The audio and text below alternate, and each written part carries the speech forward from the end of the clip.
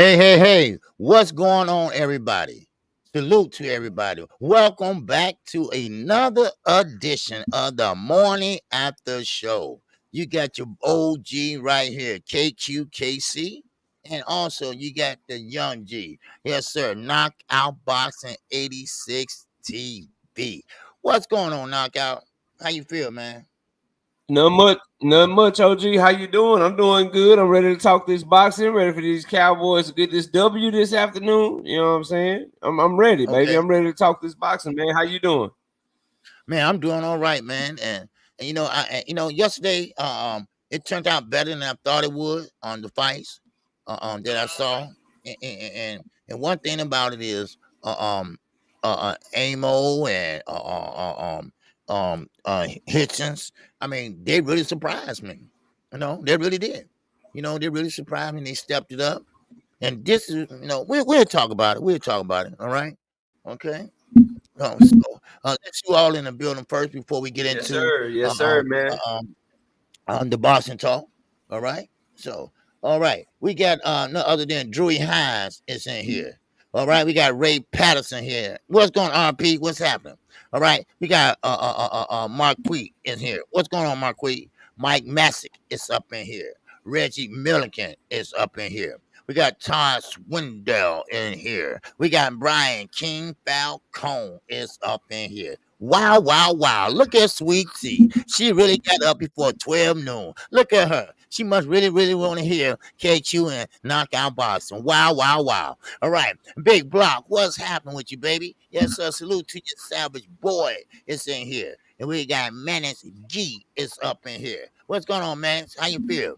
All right. Yes, sir. Yes, sir. I think that's about it for right now. Make sure everybody hit the like button as you come on in the room. All right, Trayvon Trio. All right, appreciate you. All right, yes, sir. Let's get to it, baby. Let's get to it. Yeah, All man. right. Before we get to the fights, I wanted to ask you because I haven't heard your thoughts on that David Benavidez and Demetrius Andrade fight, man. That's going down in November. Boxing keeps giving us big fights. What do you think of Mm-hmm. that fight? I love the fight. Just want to preview the fight right quick, man. What do you think? What do you think is? You think it's a good fight? You're edging somebody. You got somebody as your favorite. What you think, man? Okay. Before I answer that, shout out to Lee W. All right, first time listener. Last night, now he came over here Oh yeah, and what up, listening Lee? to you. All right. So appreciate you, man, subscribing to the channel, and hopefully you subscribe to Knockout Boston 86 TV. All right. Now he's from across the pond. He is a Conor Ben fan, and he knows a lot about Conor Ben. So anyway, now with this Demetrius Andrade and David Benavidez. Now, of course, the WBC. Now, I don't know. Sometimes you got to be careful with the WBC, but the WBC is pretty much saying that if David Benavidez get past Demetrius Andrade, then he will fight Canelo Alvarez if he gets past Jamel Charlo. And they are pretty much ordering this fight. Now, are they going to go through with it? I don't know. But let's talk about Demetrius Andrade for a minute. He needs this fight. This is his coming out party again because we all know back in the Rock Nation days, uh, um, he pretty much got out of a fight with Charlo, and that kind of hunted him all his career. Not only was he put on the shelf, he bounced around from Rock Nation to Banner Promotions to the Zone, Matchroom, and I mean, he been bouncing all around. And now he's finally got a great fight, and he's fighting none other than the Mexican Monster. But David Benavidez, he have to win this fight. See, both guys got their back against the wall knockout, and I'm pulling for David, Mm-hmm. and I think David can push it out because see, Demetrius Andrade, he was a boxing fool in the amateurs. Him and Keith Thurman, they was all in the same region, and it was always Keith Thurman and Demetrius Andrade as the winners. All right, they was in two different weight classes, but they always had their hand raised. But now, both guys have fell to the wayside. So Demetrius Andrade need this fight. He need it real bad, and he need this win real bad. But is he gonna get this win? I doubt it. because David Benavidez, yes, he did go through some things. He did lose his belt on the scale. He did go through some illegal drug activity, but he paid the price for it. He paid the price for it. He went back down and went all the way back up to the division. And now he's the mandatory, none other than Canelo Alvarez, the so-called face of boxing. So, therefore, I'm pushing for David to win this fight. Yes, he might have a little problems with Demetrius Andrade movement. But remember, knockout, Demetrius Andrade don't move like that, like he used to. I mean, still he got feet. Yes, he can move, give you a lot of lateral movement, but he's not going to give you too much lateral movement. I mean, not like a Kellen Plant. But how did that work out for Kellen Plant? Because sooner or later, Dave Benavidez is going to catch up with you, and then it's going to be nasty. He going to do him, in your words, he going to do him ugly. And that's how I got it. I got David coming out and winning. That's how I got it. Yes, sir. Yeah, man. I like a lot of what you said. I favor Benavidez too, and it's because Andrade, if you notice his last few fights, number one, he ain't been looking the same. That balance been off, and he's always been a very awkward, very athletic fighter. That depends on his reflexes and his athleticism. And you know, when you get older, man, those are some of the first things to go away from you. So when you think you can get out of the way, you're not as quick as you used to be. You're not as fast as you used to be. And David Benavidez is a decade younger than him, bro. He like 25, 26. Demetrius Andrade like 34, 35 years old, bro. Like, Right. so he got age on this side. He way bigger than Andrade. And so it's a lot of things, you know, that's on his side. And I believe that this is the Canelo sweepstakes. Like you said, not just the WBC enforcing the fight, but also this is kind of David, like Canelo, like, David, you want the fight, you got to get rid of Andrade for me, so he'll stop chasing me. He's been chasing me for years, so it seemed like he's trying to he's stepping in there to step in Canelo way and beat Andrade so he can get the fight and eliminate an opponent for Canelo Alvarez, which I like both of these guys building their own legacy, and it's a big fight in its own right. But what I'll say about Demetrius Andrade is the same thing I said about Caleb Plant when Caleb Plant was about to fight Canelo Alvarez. Bro, you having your first big fight at 35 years old, bro. This is your first big fight at 35 years old. That's not a good look. And can you do what Terrence Crawford did, who had his first big fight at 35 years old? Are you that good? Are you gonna have a glow that night? Are you gonna show why these guys been ducking you or whatever your fans say for all these years? Or did you wait too late for this shit? Because I suspect coming off of the fight with Damon Nicholson, and maybe he waited a little too long before he got in the ring with some big time competition. I don't like that your first step up in competition is somebody is big, is strong, fast hands, don't stop punching like David Benavidez. That's not a easy task. But if he's able to pull it off, then Andrade will have a huge feather in his cap. When you look up and down Andrade's resume, you look at Luke Keeler, you look at Liam Wilson and all the guys that he was fighting over there in the zone. They don't get you ready for David Benavidez. But if you look at David Benavidez, he just came off of a performance against a fast-handed, athletic boxer in Caleb Plant a few months ago. So he's fought somebody that can get you ready for an Andrade with different angles, fast hands, the ability to make you miss and make you pay. So he's seen that recently. So I think the adjustment is gonna have to come from Demetrius Andrade. I think David Benavidez will be just fine, and we know who will have the better gas tank. So Andrade better get a big lead, and he better frustrate David, and he better hold on to it, because if the fight is close early and he's getting to Demetrius Andrade early, I think it gets even worse late for him. So I'm like you. I'm favoring David Benavidez in the fight, man. I don't see a path to victory for Demetrius Andrade other than being perfect. And at 35 years old, being perfect for 12 rounds, I don't think he'll be able to do that, man. That's what I got on that, bro. Yeah, one thing about it, hypothetical speaking, Demetrius Andrade, he can wreck this for Canelo Alvarez. He can wreck this for Benavidez and Canelo. Him and Jamel, they can wreck this for both of them, and they probably will never see each other in the ring. So that just keep that in the back of your mind. At least one of those, because both has to win in order to fight. So that's something to think about. And so we got that next week. So, all right. All Well, right, all right. Okay. Let's get on to okay, what you got for the no, first one, no. man? What was you about to say? You can go ahead and go on. I was about to talk about Joe Joyce and Big Bang Zhang, but you can go ahead. What you got? Okay. Okay, well, I was gonna talk about Amo first. Yeah. But Let's do it. Let's do it. okay. Yeah. Okay, Amo, I think he had a hard time last night trying to get inside, and he had a great right hand. I mean, but the left hand, I think he had a hard time controlling it as far as getting inside.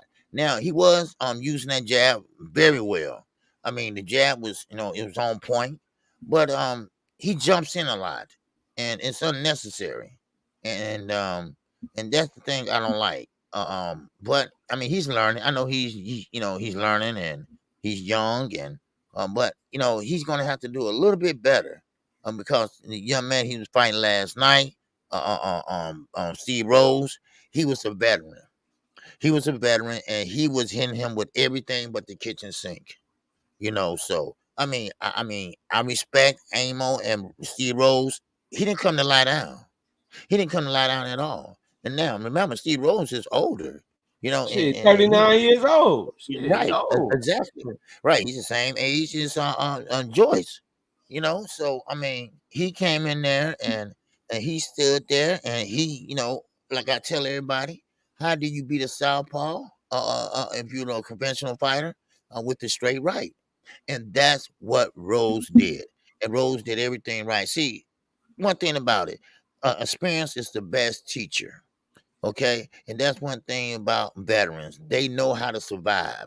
They know how to survive and they've seen everything in boxing to see.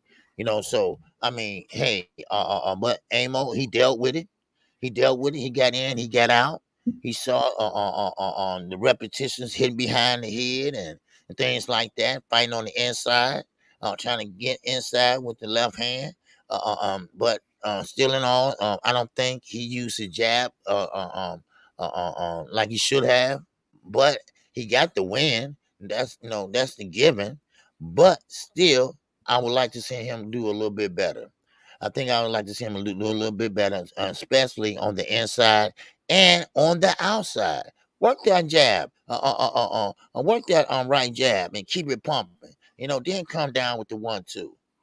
Then don't do so much hopping around and jumping in, because he remind me of a young Devin Haney. Remember Devin Haney? He really couldn't punch, so he'll jump in and try to make your punches hurt. Well, Amo don't have to do that.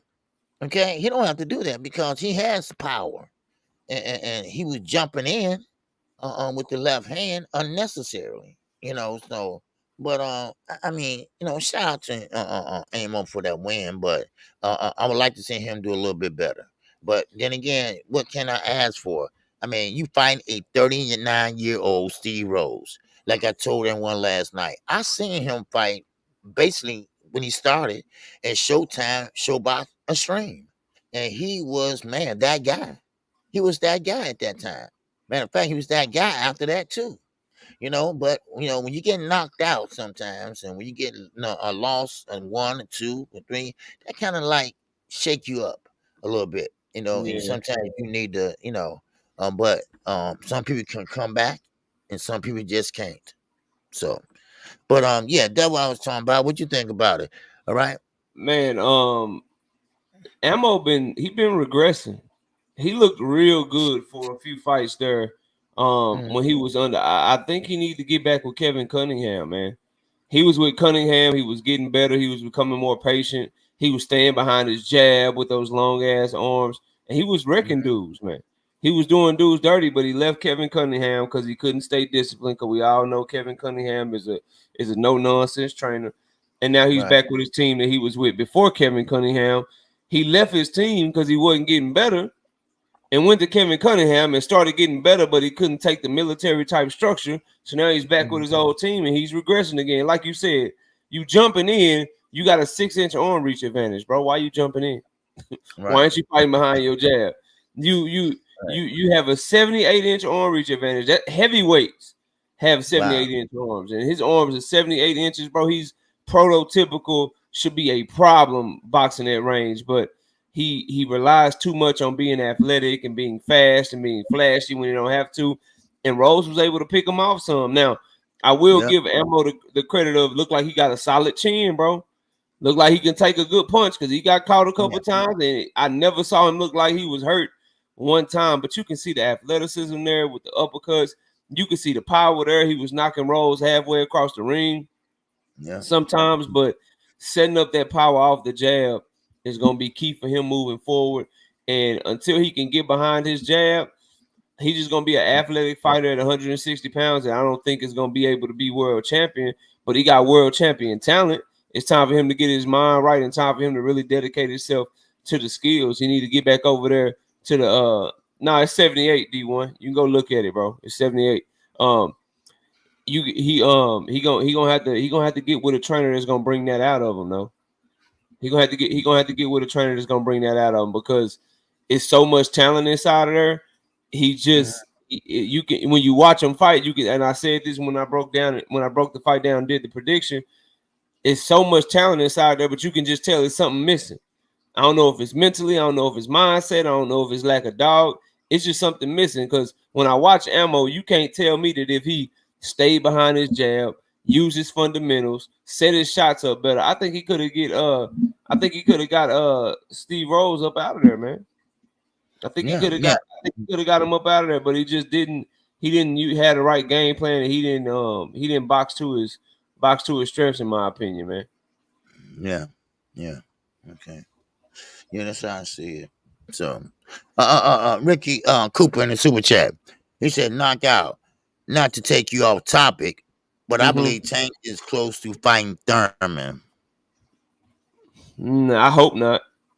Nah, I don't think I that's hope gonna not. happen. Yeah, I don't think Tank. I seen somebody put that on Twitter. I don't think so though.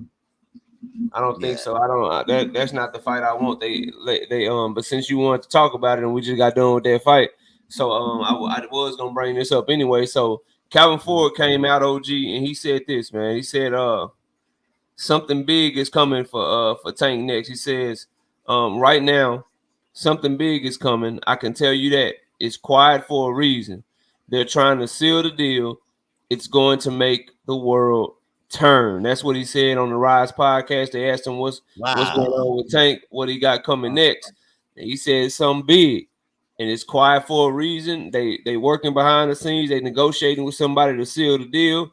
It's gonna make the world turn. What do you think of that? And then who do you think it might be, man? Well, I'm glad you asked me that because what I want to see is him. Now, this is my opinion. All right, this ain't knockout opinion. This is KQ opinion. I think Gervonta Davis, Shakur Stevenson, that's the best fight possible. Now, some people say, well, no, Devin Haney and Shakur or Devin Haney and Tank. No, Devin Haney has the belts, but not the fan base. It's all about who can put what in the seats. It's about the business. Like Shakur Stevenson said, hey, Tank is the A side no matter what. I can't send him nothing. He got to send me something, And that, now, that fight, yeah, that can be it, but I think it's too soon.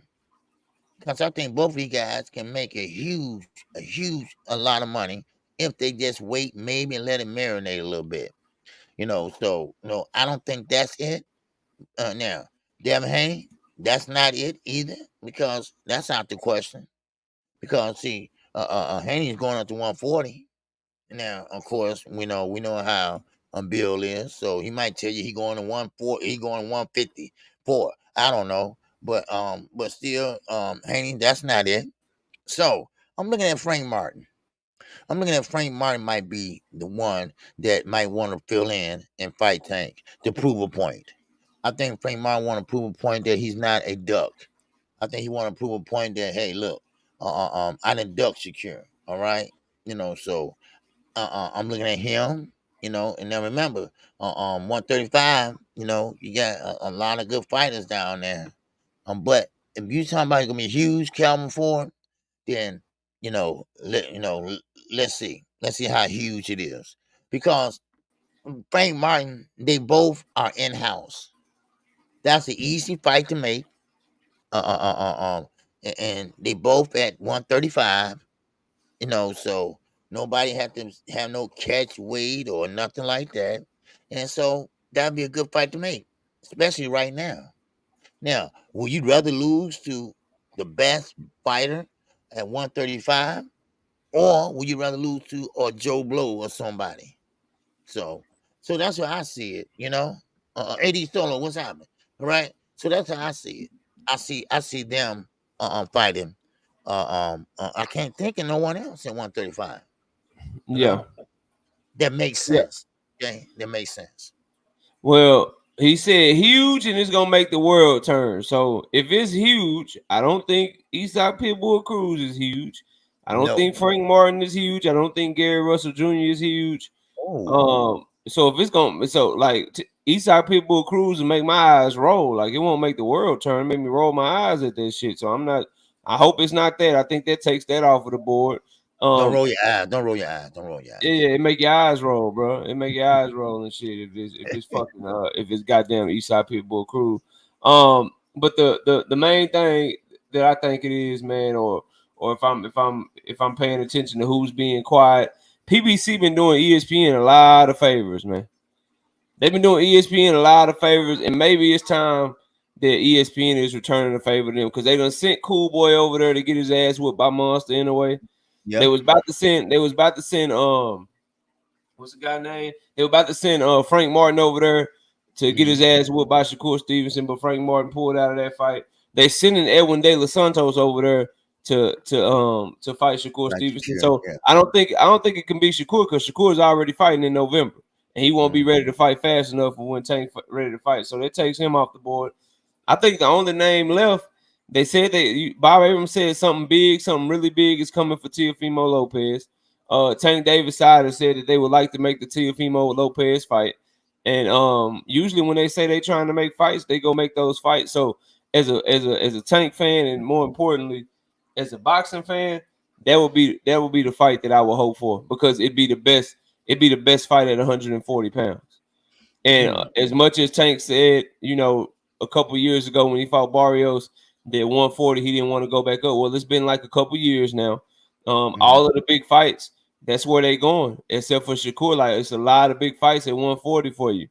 So that's where you gotta that's where you gonna have to go to get fights, and you done fought there before. Your power carries up. You more disciplined now, so you'll probably be even better at 140 pounds, having to cut 5 less pounds and shit. So get up there and make that fight happen. Because Teofimo, when you say huge, when you say make the world turn, Teofimo and Tank Davis has the chance to be every bit as big as Tank Davis and Ryan Garcia was. Yeah. Every big bit as big. Not Zay Teofimo is the man at 140 pounds, bro. He's the man at 140 pounds right now. He just beat Josh Taylor, and he's a WBO and lineal champion, bro. He beat the man who beat Regis Prograis. Because I know what it is. I know he beat the man who beat the Regis Prograis and was the undisputed champion who didn't lose his belts on the scale. Teofimo is the man, bro. He's the man at 140 right now. And Teofimo and Tank Davis will be the best fight at 140. So I hope that's what it is. I think the fight is huge because when you say huge too, OG, you mean 2 press conferences. We're going to LA and New York. You can't do Eastside Pitbull Cruise in LA and New York. You can't do, you know what I'm saying? You can't do Gary Russell in LA and New York. Gary Russell, y'all might well just go to DC and Maryland, bro. Yeah. Like just go to DC and go to Baltimore. So I'm hoping it's Teofimo. I'm holding Calvin Ford at his word. Tank Davis did say something moves in silence or anything, something like that, and he being quiet. And usually when Tank gets quiet, something big is about to happen. He got quiet right before the Ryan announcement when they were negotiating, and hopefully, something big is coming in the next few weeks, and we can see Tank Davis at the end of the year or at the beginning of next year. But if they working on something and he's comfortable saying that, that means something is almost done. They working on some final details. So y'all expect a Tank Davis fight announcement pretty soon, man. I can't wait. I can't wait to see who it is, bro. Me neither. Me neither, because he wants to fight before the year is out. Now, I don't think I don't think he's gonna be able to make it unless he get a deal done and a venue and all that. So I don't know. I mean, cause it's a lot of venues tied up. We got what 3 fights on a Thursday. The rest of this year. I think it's one on a Friday. So cause you got the Hyphen Trophy, you got the Indy 500, you got all that coming on, and yeah, it gotta be. One date that's open. OG is December 30th. Oh yeah, yeah, Right yeah. at the end of the year. Right at the end of Right. the year, December 30th. Ain't nothing big been announced yet. And I guarantee you, Mhm. PBC got some shit blocked out. They got some Oh, venues ready for Tank for the $140 million man. Oh yeah, they like Tank Davis is funding their whole operation this year, man. Ever since that Tank and Ryan fight, they've been paying people, announcing fights, getting big fights done left and right. Ever since Tank and Ryan fought, man. man, yes, sir, So, man. so I'm sure they Man. got a date. I'm sure they got a date saying, "Boy, hey." Even if they don't got a date, they gonna tell somebody, say, "Bro, look, we got Tank coming back. You got a choice. All right, we can bump your ass to next year, or you can hop on his undercard, man. But we gonna need this venue. We gonna need this shit. We got Tank coming back, dog. So he you know what I'm saying? He kind of runs shit over there right now, man. He kind of runs shit over there right now. I don't see, and I'm watching people say Josh Taylor isn't the man. I don't understand people's logic. Like Josh Taylor was the undisputed champion. Right. Josh Taylor never lost and was undefeated, and he was the lineal champion as well, meaning he beat the man already. But when you beat him, that don't make you the man. I don't understand that, bro. I don't understand how how anybody other than Teofimo could be considered the guy at 140 pounds right now.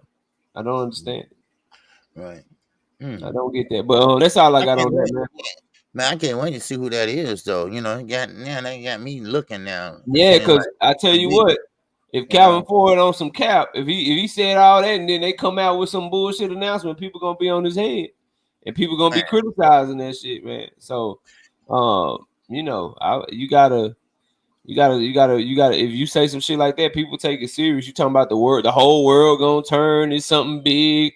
They quiet right now. They trying to seal the deal. Number one, if you trying to seal the deal, that means somebody is taking a whole lot of negotiating and shit. It shouldn't be all quiet and take a whole lot of negotiation to get Isak Cruz or Frank Martin or fucking any of those in-house fights done. So if y'all trying to seal the deal and it's taking a whole lot of negotiation, that leads me to believe cross promotional.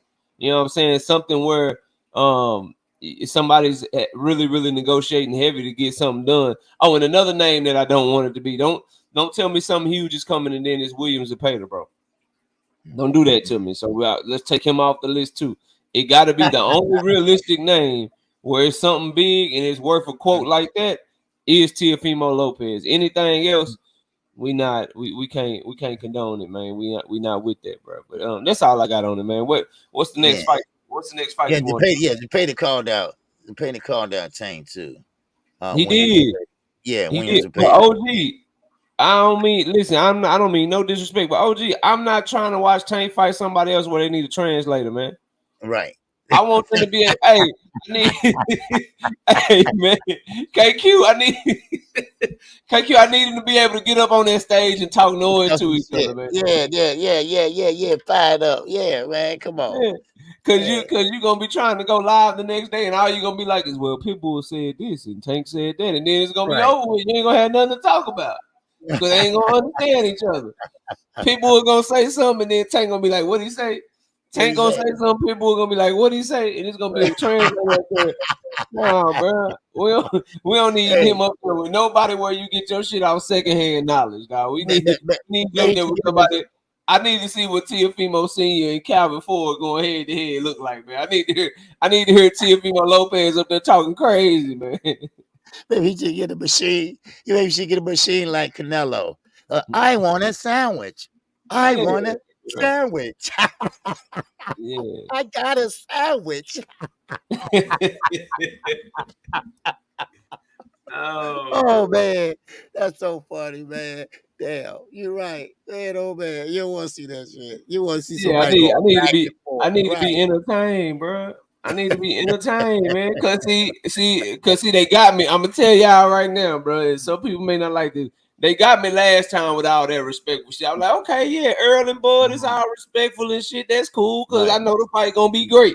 It's gonna be right. a back and forth fight, so they ain't gotta get all mean and disrespectful and talk Mhm. noise to each other. And then you see the fight, and it wasn't that. So I need just in case the fight is one sided, y'all need to start entertaining me from the jump.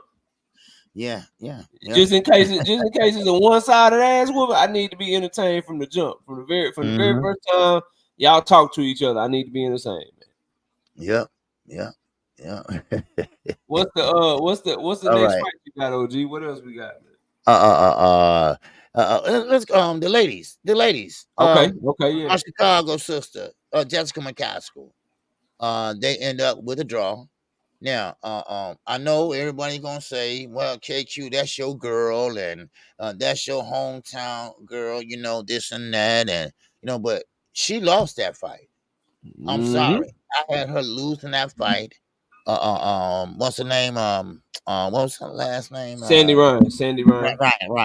Right. And Ryan, you can tell she can box.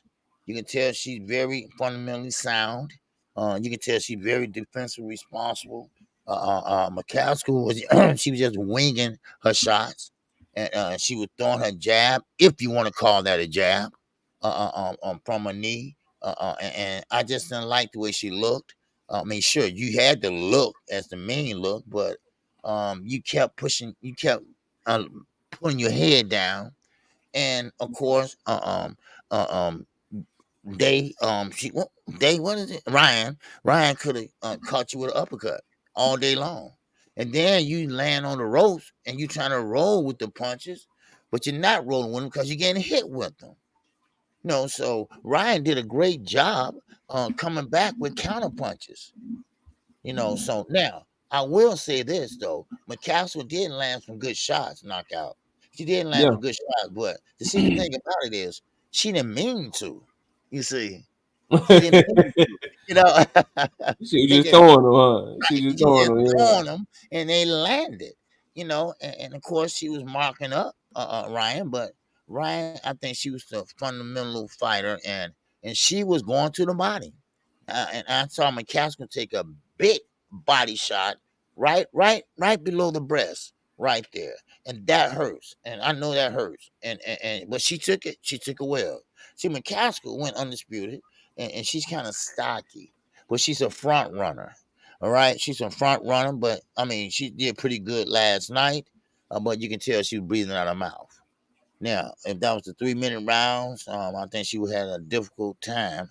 But I will say this, Ryan, I think she won it. I think they pretty much took that fight from her because she was the visiting team, I would say. But I still think that she won, and I think Ryan, she's gonna be good because they're gonna have to run this back. Yeah, Okay, they're gonna have to run it back, and I bet you right? they make McCaskill ass come over to the UK this time. Yes. Now McCaskill, it's time for her to pretty much hang it up. Okay, she been fighting for a while, and she did a great job. She always would be in the history books as being undisputed. But right now, I don't think she have it anymore. The last fight, she didn't look good at all. I don't know what that was. She was winging it and throwing everything and trying to knock out. It's just that her trainer, her team, should show her how to throw a jab. Her team will show her. I thought that's the first thing. I thought that's the first thing you learn how to throw, man. What happened, man? Right. I mean, and she was just like doing this, doing this, doing this. That's not a jab, you Oh know. man. And then then she's trying to throw the 1-2, and it was all. I mean, her hands was everywhere. Her hands was everywhere. And then she up on the ropes and trying to move, but she was getting hit with the punches. She wasn't rolling with them. She was getting hit with them. All And right, man. You keep on. They gonna tell you your ass ain't from Chicago no more. They telling me I ain't. Hey, they telling me I ain't an Earl Spence fan no more right now. You better, hey, man, You gotta be careful, man. You keeping it too real now, G. You keep it too goddamn real on the YouTube streets, man. They gonna be like, man, you hear him, man? He ain't from Chicago, man. Man, I'm telling you, McCaskill, man. This is the morning after show, man. We call balls and strikes over here on Sunday mornings. All right, if you love it or loathe it. All right, 100%. but one thing we're gonna call it strike. All right, we're gonna call it straight. Right, that's what we're gonna do. All right. So I mean, I was just, I was very surprised at her last night. I thought she had a better game plan, and cause the belts was up last night. All three belts was up. All four belts was up. No, it was 3 of the 4. The only one, like one of them was, I thought that too because I was looking on it, but it wasn't the IBF, it was the IBO. So every other belt, but the IBF, the IBO, we don't count that obviously. So the WBC, the WBA, and the WBO was up, but the IBF, I think somebody else got it or was vacant or something. But it was a unified fight. It was a big time fight for sure. Knockout. Real fast. Let me take time out. Coach Amber. All right. She's a regular on my channel, and she called me her uncle and everything. But today is her birthday, and I just want to sing happy birthday to her. Right? Do your thing. Do your thing, man. All right. Happy birthday to you. Happy birthday to you. Happy birthday, Coach Amber. Happy birthday to you. And I hope you enjoy that. Yay! Happy birthday. Yes, sir. All right. Yes, ma'am. I hope you enjoy the Beyonce concert and you have a good time on your birthday. All right. Salute, Unc. Best birthday. Ran into Virgil on the way to the barber shop. All right. Okay. She's from Texas. Frank Martin wished me a happy birthday, and my family took me to the Fogo de Chao. I don't know what that is. You know what that is? That's a fancy restaurant. Yeah, Fogo de Chao. Yeah, that's okay. Fogo de Chao. Okay. Yeah, they splurging over there. That's why she let you hold that $5. They got that money over there, boy. That's some good food right there, boy. Wow. Yeah. Okay, Coach. All right. All right. I'm glad you had a good birthday. All right. I'm glad you had a good birthday the whole weekend. All right. That's one of them Brazilian. That's one of them Brazilian little things where they keep bringing the meat to you over and over again. They just bring it to you. They cut it in front of you. Then you get some. Then if you want some more, they bring it back and they bring it back and they bring it back till you just you're done. Yeah, it's good. It's called Fogo de Chao. Yeah, Fogo de Chao.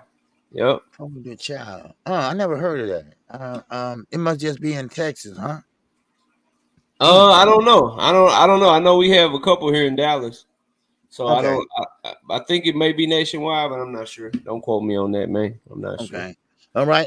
And I hope I'm glad you ran into Frank Martin also and everything. So okay, have a great birthday. All right. And yes, sir. And Baciana Minutes is in the building. What's up, Baciana? I see you. Yeah, so Jessica McCaskill, man. I saw this come. Number one, she's 39 years old. Number two, we talked about how Demetrius Andrade getting on old and the style that he got, that athletic style. How it kind of ages quicker. Well, her style ages pretty quick too, and it comes out of nowhere, and that's why she didn't hit the wall in the past couple of fights. That brawler, throwing wide punches and just being over aggressive. When you miss, that takes a lot of energy, and because of the way that she punched so wide, people can see her punches coming, so she misses a lot, and she's not as young and doesn't have the energy that she used to have, and so she now she's trying to box. And no disrespect to Jessica McCaskill, that's not her. It's not her thing. Her thing was always aggression, coming at you, and being wild and just being so hard to keep her up off of you that she forces you to brawl with her instead of using your boxing skills. She makes you brawl with her, and that's how she was able to get those titles up off of Cecilia Brækhus a couple years ago. But now she's 39, and Sandy Ryan was bigger than her. Her punching technique and her guard and her defense was better than hers, and so I saw her jab getting there first. I saw her getting underneath a lot of McCaskill shots, and that left hook to the body was vicious all night long. I think she even hurt McCaskill a time or two. I thought she clearly won the fight because she pushed her back, and when McCaskill did try to push her back, She punched well off the ropes, countered well. I thought she just landed the cleaner, better shots, and McCaskill was competitive. She tried to be competitive, but she, you know what I mean. She just didn't. She didn't win enough rounds to me, like to get it a draw. I thought maybe you can give McCaskill like 2 or 3 rounds, bro. Maybe if I'm being nice, maybe I can find 2 or 3 rounds. But she clearly lost that fight. She clearly lost that fight, and I hate that for Sandy Ryan, because she should be now unified champion. But they'll probably run it back. You know, Eddie Hearn is backing Sandy Ryan. That's his fighter. McCaskill still signed to him. She don't really have any other opportunities for big fights at 147 pounds. So they'll run it back, and this time he'll make sure that Sandy Ryan, if she puts on another performance like that, he gonna make sure they got the people in place to get that W. You know what I'm saying? So it is what it is, though. I thought Sandy Ryan put on a good performance, and in my mind, she should be unified champion today, and she shouldn't have a draw on her record. Yeah, you know, and like I'm saying, you know, no slay on Jessica, but no, like you say, she is 39. She had a good career, and she always be, you know, in the history books, whatever. But now she's you can see she's slowing down. She always been kind of like front runner, and now, you know, we got some younger blood women fighters, called women fighters, are now standing up, and now it's getting bigger and bigger and bigger. And so Cecilia Brackens, you know, doing women, and Amanda Serrano too. Now they are getting up in age, and now, Yeah. you know, they're gonna have to step aside and let the young Time for women the new generation. Yeah, Shadacia Green, Caroline Dubois, the best Dubois in the whole family, because her brother is garbage. Yeah, time to let them step in and step up. You know what I mean? Because these girls getting older, man. They ain't looking the same. Don't stay around too long, man.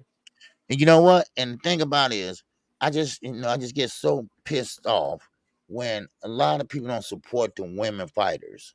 You know, if a woman fight is women, if 2 women get ready to fight, people leave out, or then they come back in and is it over with? They be making you mad, man. Yeah, you know, and that's why, you know, you got Queens of the Ring. You know, 2 women talking about women boxing. You know, you need shows like that, right? Because women now, yes, we had Lady Ali, we had Joe Frazier's daughter, and named Ann Wolf, but back then it wasn't really, you know, a serious thing, kind of, right? It was kind of like, you know, no skill set, but she got the name, you know, Ali, you know, things like that. But now these women can fight. They can fight, you know. And listen, man, what I like about it most, man, and shout out G5 Gabe and Cono Loco, the homies. What's up, man? The thing about that 2OG is that they get it cracking, bro. Like they fight each other.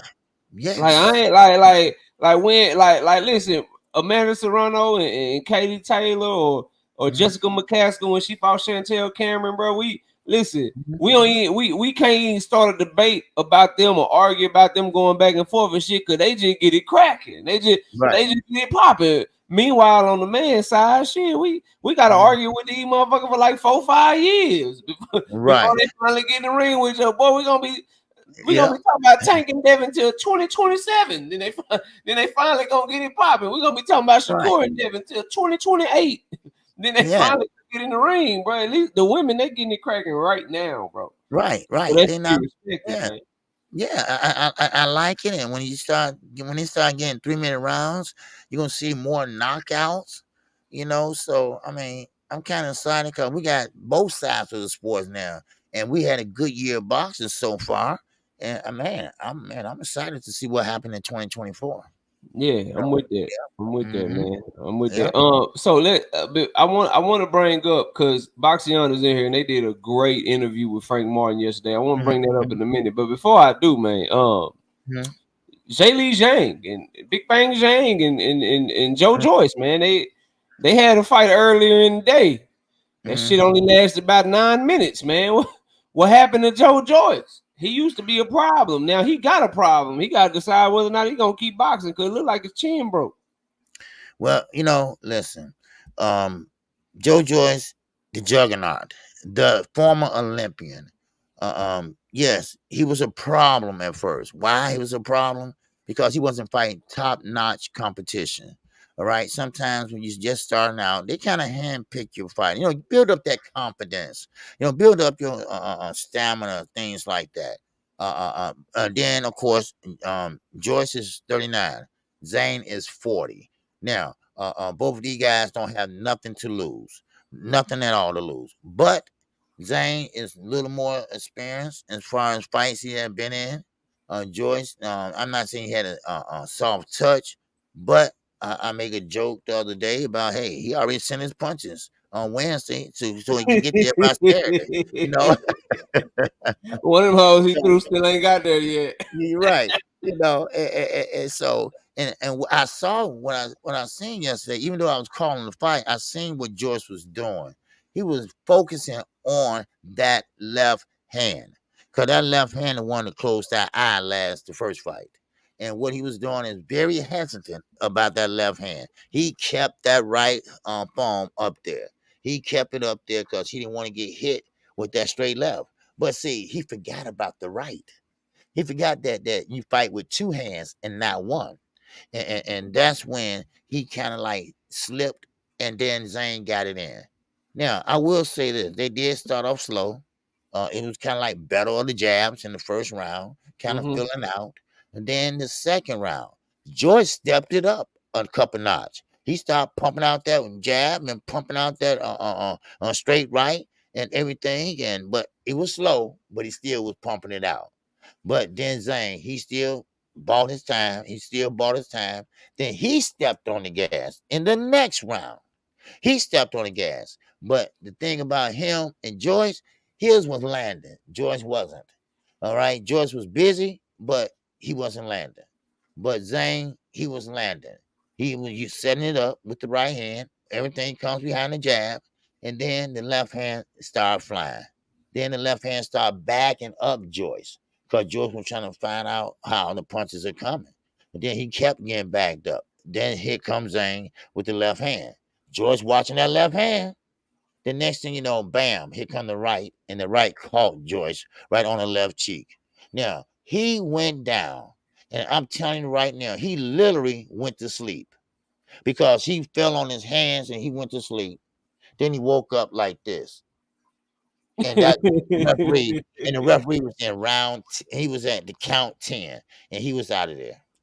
So, Damn, Joe but Joyce. yes, see, sometimes, what all look good is not good.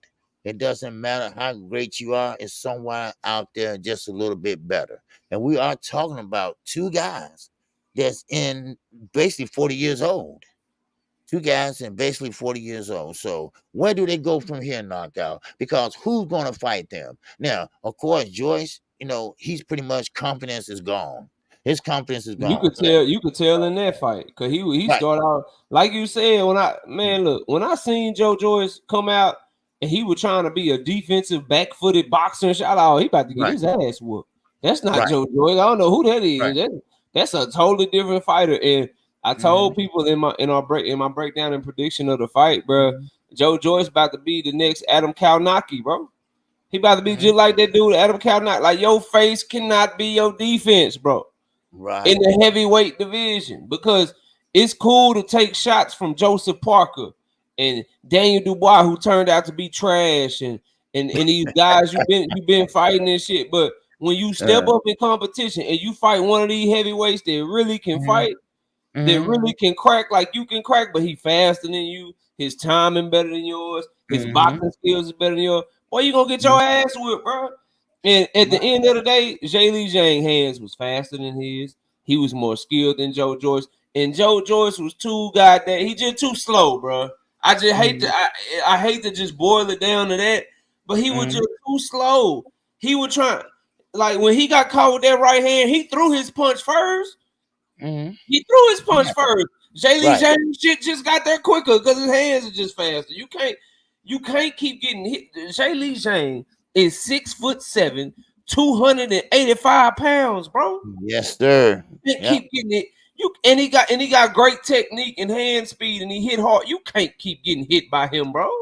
And then as soon man, when he would hit Joe Joyce, bro, he was knocking Joe Joyce back like 2-3 steps. I say, man, it's only a matter of time, and that's why I said he gonna get stopped quicker in this fight.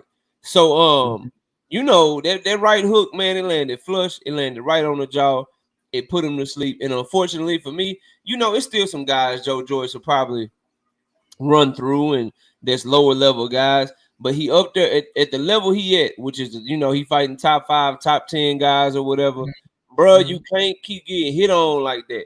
He too slow. Right. He too slow. Right.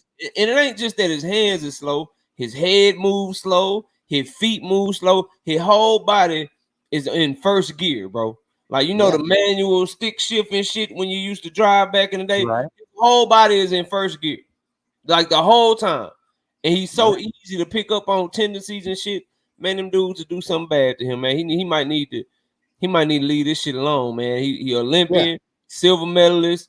He 37 years old now, started boxing late. Just, you know, go train people or take the money that you made, go do something else. Yeah, he gotta do something. He's too easy to hit, OG.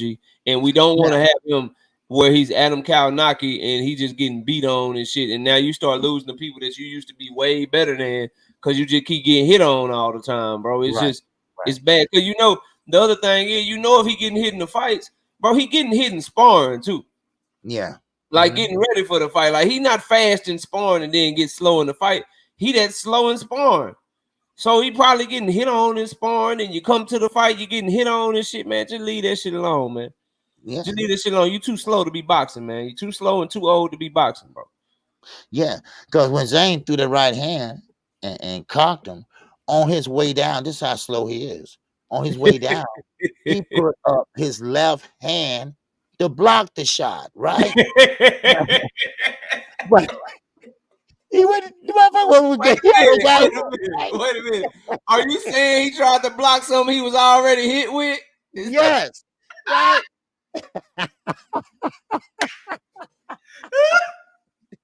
He already got cracked, so he was gonna put that up, but it was too late. Man, you hell for that, man. You wrong in motherfucker, man. Yeah, for real though, man. And I said, "Oh no, come on, Joe. Joe, no, don't say it so, Joe. Man, how you trying to block? How you trying to block something they already hit you with, though? How that happen? Man, yes, Brian King. He has slow reflexes, man. You know, I mean, go back and look at it, man. And just, I'm like, what? Now he puts it up, right? On the way down. All right, so what did he do? He did like this. He said, ah. And then, I said,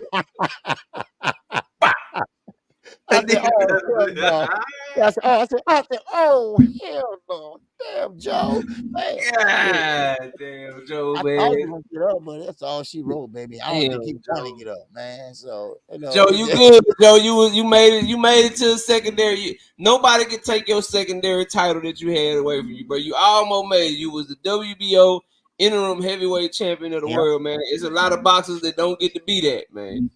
There's a lot of boxers that don't get to be there, but man, just give it up, because you ain't got no shot. You ain't got no shot, bro. They gonna start calling you for some shit you ain't got no business getting in the ring with them. Like, shit, Jalalov need a name. You gonna have to fight that big ass 6'9" Jalalov. Bob Aaron might call you for him, bro. Don't just leave it alone, bro. They gonna be like, say, man, Richard, hey, we need to get Richard Torres in there with somebody, bro. Don't do that to yourself, dog. Just leave that shit alone. Kqkc, what's up, man? Just leave that shout out to you, me G. Yes, sir. He's in that super chat, baby. Yes, sir. I want to see Anderson versus Zhang next. Wow, you don't want to see that. Anderson just too strong. Jerry Anderson ain't ready for that. Jerry Anderson ain't ready for them problem. That boy too big. He got a good straight left hand. You go look at Jared Anderson versus Jerry Forrest. You go look at Jared Anderson versus Charles Martin. He got a southpaw problem he need to fix. You don't struggle like Jerry Forrest hit him with some good shots, made Jared Anderson so mad he threw 100 punches in one round. Charles Martin hurt Jared Anderson a couple of times with a straight left hand. You don't go to a better southpaw just yet. Okay, you need Jared Anderson got some shit he need to fix before he go from Jerry Forrest to Charles Martin to Jay Lee Zhang. That's not they gonna stop his career before it starts if they do that shit right now, in my opinion. But if they make the fight, I'm watching that shit. You know what I'm saying? Get that shit done. Now I heard a couple people said this last night, and I just seen somebody said in the chat again. Johnny Rice, okay. They said maybe he should fight Johnny Rice. And you know Johnny Rice, I had talked to him about 2 weeks ago. Very funny guy, and you know he's been fighting overseas and everything. And I still don't think that's a good fight for Johnny Rice. He's fast to be a big guy. He's fast, and you know, he needs to lose some little weight. He can move a little faster if he gets some of that weight off him. But he is a heavyweight. He did beat Coffee, not once but twice. Beat him And twice, yeah. So that's a possibility. You know, he might get that call. I don't know. But yeah, Johnny Rice don't stay ready though, so they can probably catch him slipping, catch him out of shape, and catch him slipping. Like, you know, call him like a month before the fight, but oh yeah, we got an opportunity for you, Jared Anderson. And he take that shit, and he can't get ready in a month. He been chilling or whatever. So you know something. But Johnny Rice, man, F.A. Jog, but like, man, they got all the heavyweights over there. It's time for them. Man, Top Rank got all these heavyweights, got all these lightweights, but they don't make none of them fight each other. They put them all on the same card and put them against trash fighters and shit. Like they need to get them boys in the ring with each other, man. But before we get to we got Rich and Hitchins. I know we got to talk about. I seen the title. We want to talk about Terrence Crawford.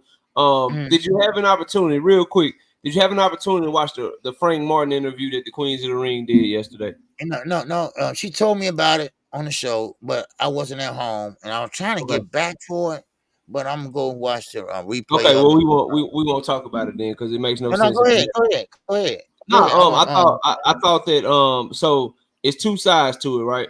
So I thought that the ladies, I thought Nick J and Boxiana, they asked him everything. That's why everybody should go check it out. They asked him everything that we had questions about, right? The whole Shakur Stevenson situation. You know, yeah, they asked all the great questions, like what happened, and they just let them talk. And so I thought that they did a very great job with the questions. And they got him to tell his side of the story. I do gotta say though, I wouldn't be me if I ain't give y'all my honest opinion. I thought he was capping his ass on, boy. Oh, OG, I thought he was in there. He was in there. They put him in a position to, because they asked him what we wanted to know the answer to. So I would just say everybody go check it out. I'm gonna save my full, you know what I'm saying, thoughts on it, but I thought that the interview was intriguing. I thought it was great. They put him in a position to talk, and they asked him open-ended questions about Shakur Stevenson, why he turned down the offer, what happened in negotiations, and he gave his side of the story. And I thought it was phenomenal, man. I thought it was a great interview. It's only about 35 minutes long. So everybody go check it out, man. That's really all I say about it, man. Okay, let me ask you this. I want to know if I'm on the right page with this, okay? Because I haven't seen it yet. Okay, just let's be clear, everybody. KQ haven't seen it yet, but is I'm on the right page? Did he answer the question as far as the reason why he didn't fight Shakur Stevenson? Because right now, if he loses now, that would taint his career going forward.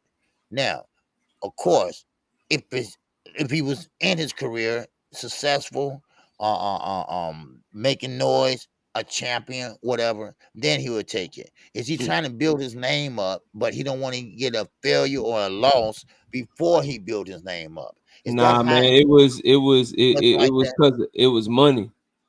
It was money, and he man, I like Frank Martin. I don't want to do it to him, but it's like, so he admitted that they agreed to everything.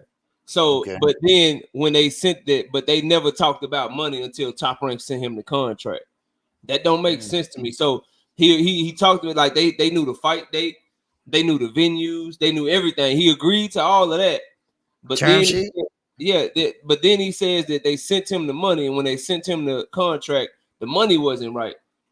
I find it hard to believe that y'all are negotiating venues and places where the fight is gonna be, but y'all didn't talk about money though. So yeah, just go check it out. Just go check it out.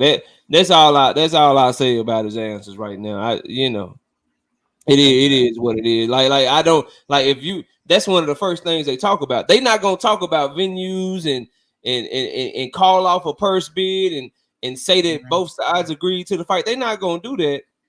And then they didn't talk about money, and they just sent you. So basically, they just sent him a contract and said, "This is what we paying you for the fight," and they never talked about money until they sent him the contract. So I, you know what I mean? Like, all right, bro. But just go check it out, man. Just go check it out. That's all I say. And again, this ain't got nothing to do with Nick J and Boxiana. They asked the question. Shit, they doing the interview. They did a wonderful job. It's about his answers that I have an issue with, and we'll chop it up on that. We'll chop it up. We'll chop it up on that. Some of them answers had me looking like, "Say, bro, you ain't. This is not going well for you, dog. This is not."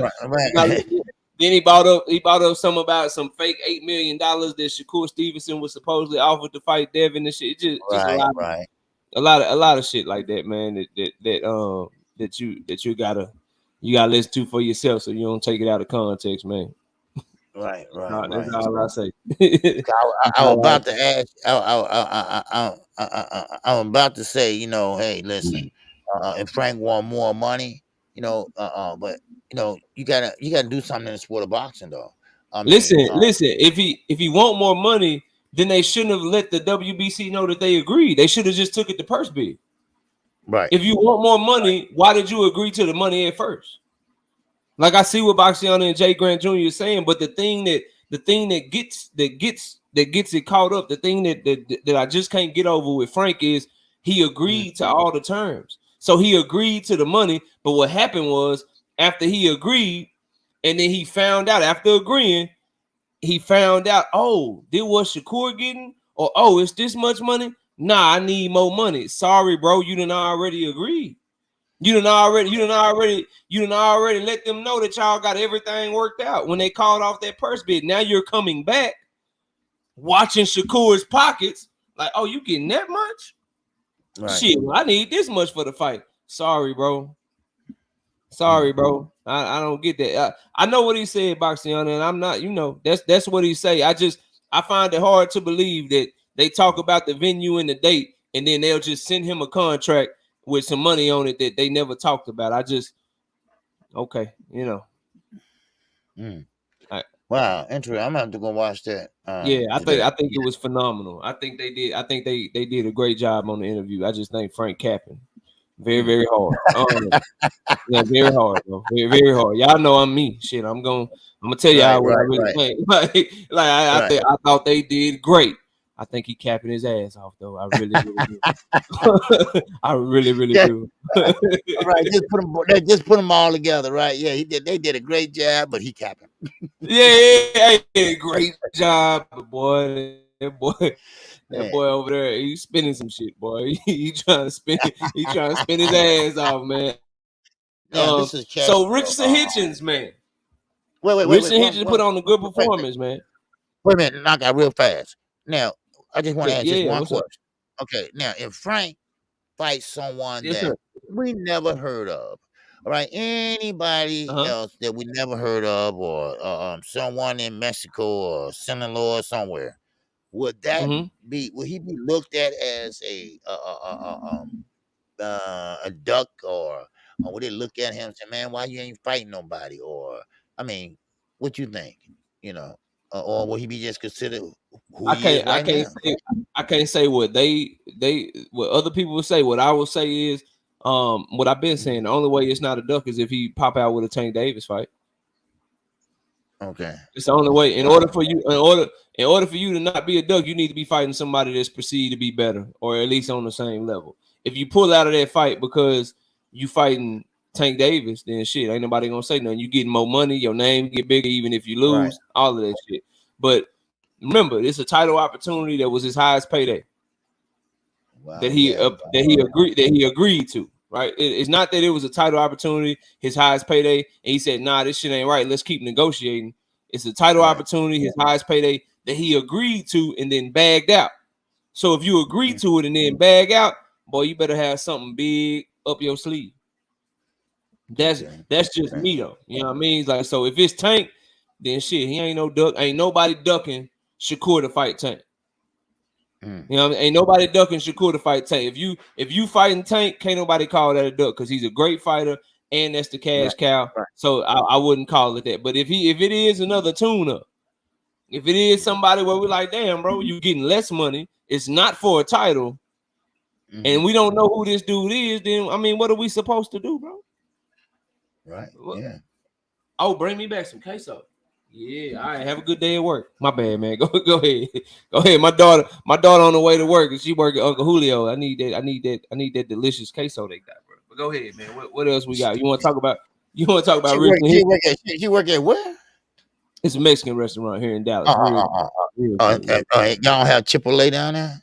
We got Chipotle, but Uncle Julio's is fire though. Yeah, Uncle Julio. Yeah, that's the name of it, man. Uncle Julio. That shit fire. What you got on Hitchins and Zepeda real quick, man. Then we can get to Bud and Earl, man, to end the show. But what you think of what Richard Hitchins did last night, man? Man, I think he did fantastic, man. You know, I know, and I don't want to sound like Bud Crawford fans, right? Because they believe that Bud Crawford is the next Mayweather coming, right? That's what they believe. They believe that Bud is just all this big Mayweather. He better than Mayweather. I'm like, what? What now? Right? But Hitchins have a damn good jab, man. Yeah, you do. That jab is, man. I mean, it's nice. It's educated. I mean, he was throwing it and he was popping the Zepeda head back big time. I mean, you can tell a big red bullseye right there on his head. Now, of course, Zepeda was wanting to make it look ugly. What's up, Nelly Content? What's happening? Yes, sir. Nelly, But he was trying to make it ugly fight. But Hitchinson was using his youth, his foot movement to get out of harm's way.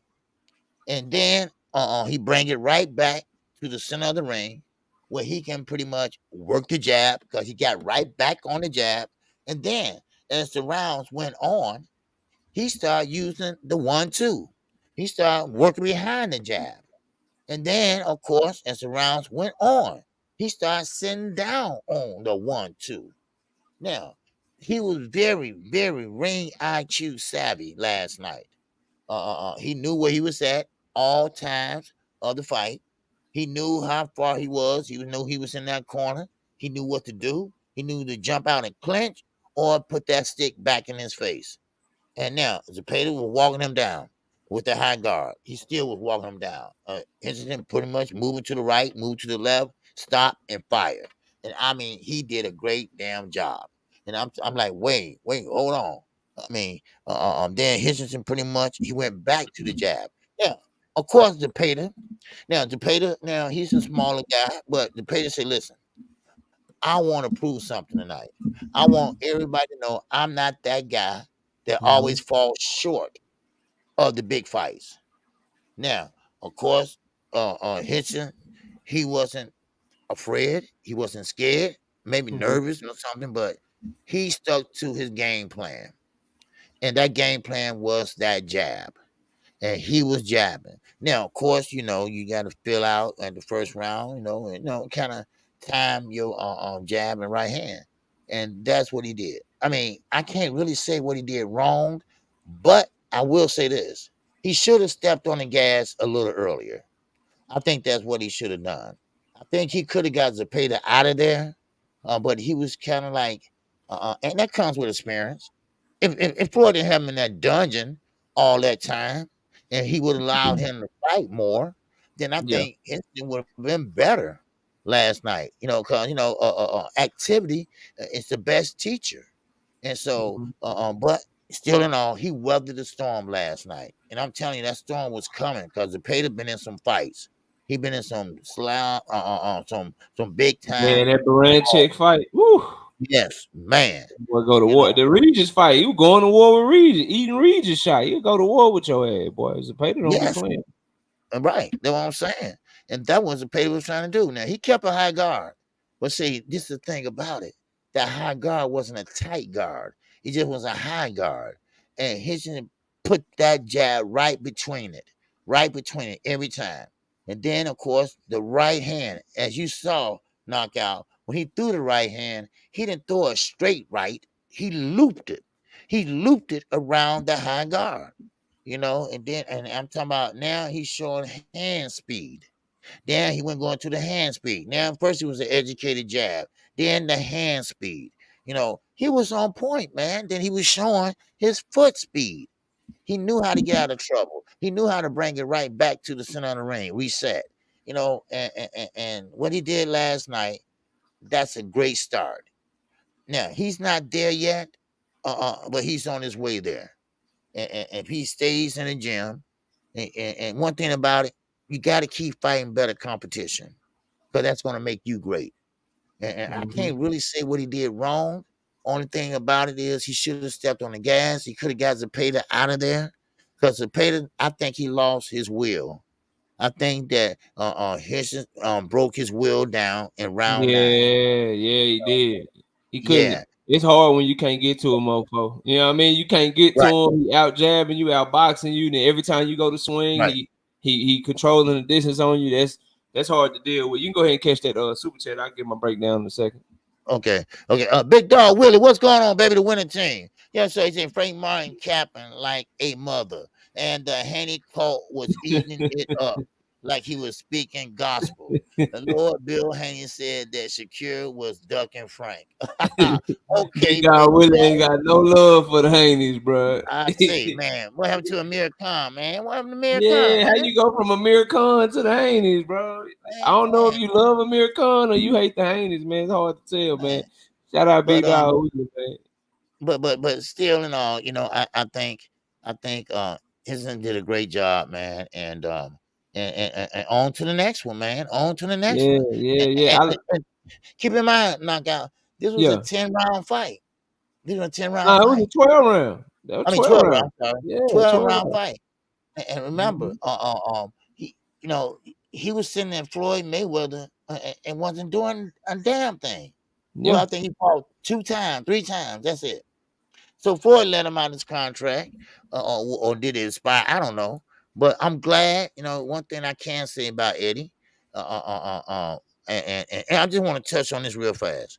Conor Ben, they tried to stop him from fighting last night. Okay, the UCAB, they said, listen, Conor Ben should not be fighting, and they were trying to get an injunction to stop him from fighting over here in Orlando last night. But it did not happen. Okay, but he still got a court. He still got to answer some questions for 2 positive tests. So just let you know that. But he did a great job, and I'm proud of him. So all right. Yeah, I thought Hitchins did a great job with his jab, his distance control. And I knew he was gonna be the faster fighter. My issue with him is the fact that his corner, it's been now 2 fights. John Bowser was another fight, and then this fight right here.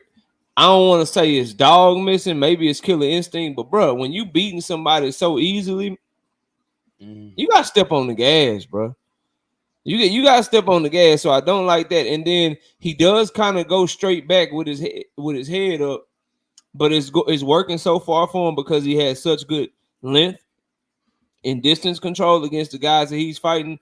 So it's 2 things I wonder, like your killer instinct, because dudes keep, you know what I'm saying, you can't get them out of there, even though you dominate them, and it don't even look like you try to get them out of there. You're very content just to be very, very cautious. And cautious fighters, man, they make me worry about their ability to take a punch, bro. Like, if you cautious, right? Why are you so cautious? If you clearly beating somebody's ass, the killers, the ones that's at the top of the top, if they beating your ass, bro, they turning up on you. They turning up on you and they getting you out of there. Even if you think they ain't got no power, they coming to get you and they gonna make it even worse for you. He seemed to be like, for whatever reason, he don't really like getting hit. Like, it's something I don't know what, I can't put my finger on it yet because he ain't fought the type of competition that's gonna bring it out of him. But jabbing like that and hitting somebody that easily and not turning up and still being defensive when everybody watching, the people in your chat, the people in the crowd, his corner, the commentators, everybody watching was like, oh, Jose Zepeda don't got nothing left for him no more. Everybody saw it, but you didn't see it enough to where you would just go after him and go get him. And so I worry about that for him. And then the other thing I worry about, everything he do, the jab is nice. It's great. Everything he do is predicated off of it. What do he look like if somebody's able to take that jab away and close that distance on him? That's what I worry about. You get in there with a good fighter that can either jab with you, or you get in there with a southpaw that's gonna paw at your shit and take your jab away. Now, what does that look like if somebody's coming towards you and they got the time and they got the skill to hit your jab down, and now you can't use your jab? What you gonna do with that? So I still got questions on him. I think he's a very good fighter. I think that he has very good boxing skills, but I worry about him using his limbs so much because the head movement ain't elite. It's his distance control that he does to be defensive and use his feet or whatever. Well, somebody gonna close that gap one day. What that's gonna look like. But overall, great performance by him against Jose Zepeda. I thought he'd beat Jose Zepeda cleaner than Regis Prograis did. I think Regis clearly beat him up more and stopped him and sent him to the hospital and just busted him up. But Zepeda had more moments against Regis. He didn't get to have those moments against Richardson Hitchins, and so I thought that was good. And I think that he got a bright future. We'll see if he can be world champion one day. But if we look at the world champions, obviously I think he can beat Rolly. Teofimo, that's one for him. I think Subriel Matias does him dirty. And then Regis Prograis and Devin Haney winner. I would favor them to beat him as well. But he's going in the right direction. And the main thing you said, Eddie Hearn got him active. He got him fighting on a regular basis. Whereas Floyd Mayweather had him up on the shelf. And when he did bring him out to fight, he was fighting trash ass fighters. So salute to Eddie Hearn for keeping him active, and salute to Richardson Hitchins for headlining his first show and putting on a good performance. But if he gonna be a headliner, when you get somebody in front of you and you beating their ass up, man, people, you gonna start being co-main events. Yeah, Gary Antoine with dog walk and drink more water. You gonna have to turn it up, bro. When you got somebody in there in the back half of the fight that look like they don't want to be there, you know what I'm saying? You got to turn up on their ass. So that would be my critiques of him. But overall, a good performance, man. And that's how I saw it. So he gonna learn as he get better and better. Like I said, the best teacher is activity. Maybe he can try to fight more than just 2 times a year. So if he get maybe 3 in there, and like Big Baby Anderson did, when he do 5 last year, So I think something like that. Top Rank keep them boys active over there, man. They keep them active over there, real talk. So ain't nothing wrong with that. What so I seen Terrence Crawford in your thumbnail, man. What's going on with Bud, man? What we talking about with him today, man? What he done did now, man? Well, me, I've been on Bud helmet all week long. First he was going to the 147 division, and now he's saying he want an extra concession on top of what he's going to get, and it's just a lot of back and forth. Then I think he's pretty much smelled the onslaught that was coming. So now he wants to go up to 154. Now, of course, he did an interview, and he said that, listen, Earl Spence, according to the contract, I'm saying that he had to notify me in writing that he can't make the weight anymore, that he want to fight at 154. Well, why should he do that? But I know it's in the contract, and sometimes you have to do what's in the contract. But you know me, I can't make that damn weight. I've been talking about this for 3 years. So, I wanted that one on 54. You even said it on I forgot the name of that show, but he even said it on that show and a post press conference. Listen, it's hard for me to make 147 too. So it's no problem. We can fight at 154. All right, now those was his damn words, live and direct. But now, all of a sudden, going by his track record, going by all the contradiction he has made. I ain't even talking about the Instagram. I mean, he lied so much on that Instagram post. I mean, man, right? Now, but all of a sudden, we're going to take his word for it now? We really believe that it's in the contract? I mean, it might be or it might not be. But here's See the that? thing, and I want you to finish, but just think of it like this. So Mm-hmm. it's also been reported that the winner of the fight gets to choose the weight that they fight at, right? Right. So if the winner of the fight gets to choose the way that they fight it, you mean to tell me that the lawyers put a clause in it to where you can just make that void by simply saying I can't make the weight no more? You think that anybody? So the winner can pick the fight. The winner can pick. So the winner can pick what weight class they fight at. But all the loser got to do to not honor that is just simply write a letter, and now they got to fight at the weight that the loser chose. That don't make no sense, bro.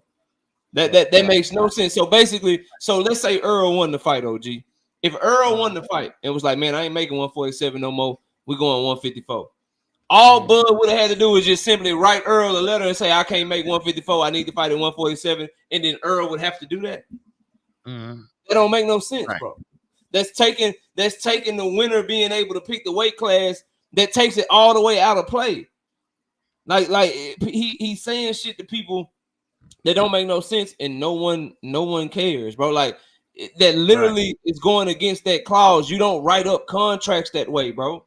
Nobody like I do. Like I don't like telling people my real job, but like bro, no one's doing that. You're not gonna put something in some paperwork to where it's gonna make another part of the paperwork null and void. If the winner gets to pick the weight class that they fight at, but all the loser has to do is notify the winner in writing that they can't make that weight, then that makes the loser get to pick. What's the point of having that shit in the contract anyway, bro? It makes no sense. Right. Right. Go ahead, OG. Go ahead, y'all. Bro, some of y'all will fall for anything That these people tell y'all, bro. And that's why a lot of y'all, that's why you don't like coming by knockout boxing, because we gonna tell you some shit and it's gonna be like, damn, okay, yeah, they don't make no sense. yeah. Think about it, bro. I need y'all to really think about that shit, man. And so that's the point I was trying to make. Is like when we all of a sudden start believing Bud Crawford, anything come out of his mouth, because I mean, come on now, we have caught him in many lies, and he had contradicted himself many times, and this don't have nothing to do with what he does inside the ring. I think he's a great fighter inside the ring. I think he is one of the best fighters in the world. And I'm gonna say one of the best fighters in the world. But we got a lot of good fighters in the world right now. So that's what I say. So I mean, but it is what it is. But I will say this though. Um, I'm not gonna believe anything. Now if Earl Spence came out and said something like that, now we know Earl Spence track record. We know that Earl Spence, everything comes to fruition that he says. All right. Now that's the given. You don't have to be an Earl Spence fan to figure that out. You just can be a basic human being with basic common sense. So but with Bud Crawford, and we all seen what happened. Bud pretty much gave up his A side, and we went all through this, all right. But the thing is, we went all through the snake and being a black mamba, and most deadly snake it is, I called him. But I'm not gonna believe anything Bud Crawford says to come to fruition. If I haven't laid my eyes on that contract, then I'm not gonna go and repeat anything he says. I'm not gonna make a video on anything he says. Because I just don't know, because I just can't trust him. I mean, it had nothing to do with hating him or nothing like that. Just balls and strikes, baby. That's all it is. So that's all I was trying to say is that when have we started giving Bud Crawford credit for being a truth teller? I mean, come on. When we started this, when have we? I mean, when we gonna start? When we start giving him credit for actually being honest? I mean, come on. I mean that. I mean, just I don't know. It might be true, but you can't believe anything he says. So that's why I look at him. So now he want to fight at 154. Okay. Now, why he want to fight at 154? Is it because he know he ain't gonna get no fight with Canelo? Maybe that's it. Because Jamel does have a chance of winning, a big chance, but it don't win or lose. Canelo's not gonna fight him. you know, and I don't understand why he won't accept that. But you know, but it is what it is. So that's all I Good have, morning. man. Good morning, baby. My wife is up and in the building. Salute, honey. Good morning. So here, so I've started taking a different angle and a different approach to this whole Errol Spence and Terrence Crawford situation. We all know two things. We know that Bud Crawford is pushing for the fight at 147, but probably not really. He's just trying to use that as more leverage to get money up out of them and use that as leverage in negotiations to get what he wants, which is probably more money. Or maybe he wants Al Heyman to make something happen to where they strip Jamel and him and Earl fight for a vacant. But he's using that as leverage because he know Earl and them can't make weight at 147. Then you got Errol Spence, who, to his fault, and I've talked about this, he lets you know too much. He doesn't hold anything close to his vest. So immediately after the fight and leading up to the fight, he lets you know it's hard to make 147. I need this fight at 154. If it's a rematch, even if I win, I'm going to 154. He been letting y'all know he want to leave 147 forever. So everybody knows it. And we know that Bud is using it against him in negotiations to try to get more money or try to get some sort of whatever it is he asking for behind closed doors. So we know this from both sides. We know this from both parties. So all I'm simply saying, and all I'm saying is it's time for Earl to just meet and Al Heyman and all them, bro. Just meet Bud where he at. That's what I said Thursday, and that's what I'm gonna say here, OG. Just start negotiating with him the way that he's negotiating with you. That's all they need to do. Like, Bud fans don't like to hear this, but this is the objective truth. Even though he lost to Bud Crawford, Errol Spence and his team still has all of the leverage in this situation. Bud Crawford has no other network. He has no other fight that can be as big in December as a fight with Earl. And everything that Bud Crawford wants outside of Errol Spence, the PBC still has all of it. They have all the belts at 154.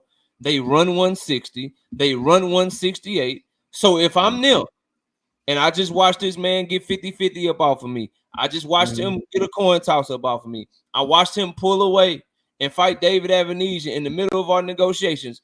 If I'm them, I stop all of this honorable, above board shit, negotiating in good faith, and you just simply start negotiating the same way that he's negotiating. You play hardball with him the way he's trying to play hardball with y'all, because he's playing hardball with no network to back him. He's playing hardball with no other real feasible options behind him. He's playing hardball to where if he don't fight Earl and do the rematch with Earl, he's right back to free agent Bud, looking for a dance partner, looking for somebody to get a fight. And all roads for these big fights and all this big money that he wants, all of those roads lead to the PBC anyway, bro. So you use that and you negotiate. You use that and you negotiate to get what you want for your fighter this time. Because y'all let him get your ass one time already. Not only did he beat you in the ring, he out negotiated you. He fleeced you. He got you to go against your own team. Your own team told you, hey, he asking for too much. We need to just walk away. You said no, and you gave him what he was asking for, and you made the fight happen. To your credit, you know what I'm saying? To the fans, we appreciate you, bro. Thank you for making the fight happen. But at some point, when are you gonna stop allowing this man to fleece you? Allowing this man with his imaginary, because that's what it is, his imaginary leverage to get what he want up out of y'all and act like y'all don't got everything that he want. Right. Like y'all don't have everything that he want sitting over there. Like, he say he want Canelo. Canelo don't want him, but guess what? Canelo signed with a 3-fight deal to y'all. He say he want Charlo. Charlo is signed to y'all. He say he want Undisputed at 154. Y'all got all the belts at 154 pounds. Shit, y'all got so much what he want. He even talking about, hey man, you know, Tank Davis come up to 147, bro. Right. Every single fight and every single fighter that he is mentioning that he wants to fight for his legacy and for his bag outside of Errol Spence, bro, y'all got all of them. So use that shit to get what your fighter needs to do what he feels like he has a chance to do to be competitive in a rematch. Now, I don't think that Earl would win a rematch against Bud Crawford. But I'm not Earl and I'm not his team. I'm simply telling y'all what Earl and his team should be doing and how they should be thinking. You don't want to fight Earl in December, bro. You don't want to give him what he wanted at 154. Okay, good luck to you. Good luck. Go, good luck, bro. We gonna go ahead and do something else with Earl since you don't want to do him at 154. Good luck to you, bro. Maybe we can do business in the future. And just go see what he do. What you gonna do, bro? You gonna go back and fight Alexis Rocha, bro? You gonna hit up Bob Arum for Jana Beck or something? What you gonna do? You gonna fight another fight? Because people acting like, oh, he already showed he'll walk away. Yeah, bro, he walked away, and his options were so limited that when he walked away, he fought David Avanesian, bro. So walk away this time then, bro. If you don't want to do the rematch under the terms that we asking, walk away again and let's see what fight you come up with, bro. Good luck to you. And that's what they should do. And they should tell him Drink is being funny in the chat, but PBC has all the power and all the leverage to tell that nigga, hey man, you gonna get down and you gonna lay down. Like, you gonna do this rematch at 154 or not? What you gonna do? What you gonna do? Because at the end of the day, we got this shit going on over here. They can Earl got his ass whipped by Bud. And right now, the PBC could get Earl a shot at 154 title faster than Bud could get himself a shot at 154-pound title. They can get the loser of that fight 154-pound title shot before Bud can get himself one. And they sit there playing games with this man like they gotta acquiesce and they gotta give in to his demands again. Right. Well, you got your mind. You put me in a position where I got all the fighters, all the weight classes, all the belts, and you gonna try to little boy me, you gonna try to outdo me, man. You crazy as hell. You crazy. I wish I would. Look, man, you fighting Earl at 154, and this is what the money look like for the rematch. You want it or not? Good luck. But that's good. You know what I'm saying? It is what it is. That's what I think of the situation. As far as believing Bud, like you said, I don't believe him further than I can throw him. And I'm strong, but I can throw a 180-pound man that far. So I don't believe his ass for shit. Me neither. When we start now, he all of a sudden what he find when they got a new leaf, they turn on new leaf, or and they have a nightmare, or did somebody come to him in a dream or some shit? I don't know. But all of a sudden now he wants to be honest. Man, please. I ain't believing nothing he said because that's just his way. That's just his way. That's how he moves. And I'm like knockout. That's why I could never be a fan of his. Because I don't know where he lied on Monday. Because, Tuesday is a different story. Wednesday is back to the old story. Then Thursday is back to another story. I just, I don't know where he lies, So, but anyway, man, I appreciate everybody today. Big Dog Willie said, I am Bud fan, but Bud is cold-blooded. He's foul. Yes, sir. All right. Yes, sir. That last part though, Big Dog, Willie, it's like, and I'm reading the chat. People acting like Bud Crawford is the only one that can be cold-blooded, bro.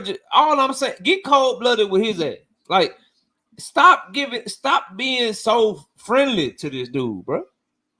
Right. Stop being so friendly.